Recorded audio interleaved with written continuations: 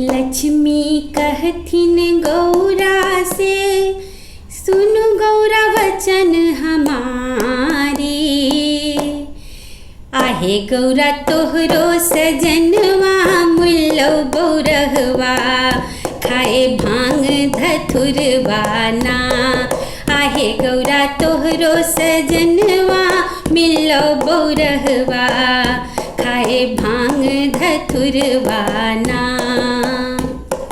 सबके सजनवा मोटर घुमावे, सबके सजनवा मोटर घुमावे, स्कूटर घुमावे हो। आहे गौरा तोहरो सजनवा, बसहा बैल के सवारी करावे हो। आहे गौरा तोहरो सजनवा, बसहा बैल के सवारी करावे हो।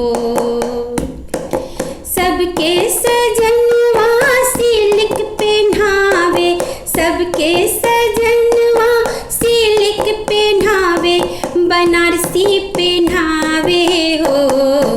आहे गौरा तोहरो सजनवा, बाघ के छाला बाघंबर पहनावे हो।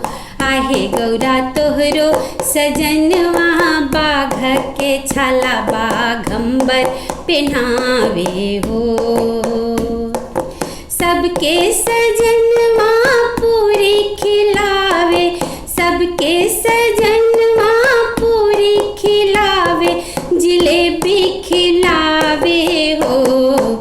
आहे गौरा तोहरो सजनवा, भांग के गोला तो से पिसावे हो।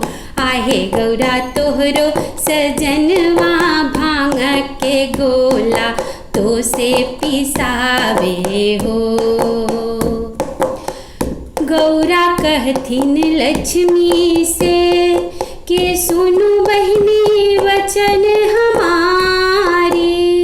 सबके सजनवा अपना धनी पर, सबके सजनवा अपना धनी पर सब कुछ लुटावे हो।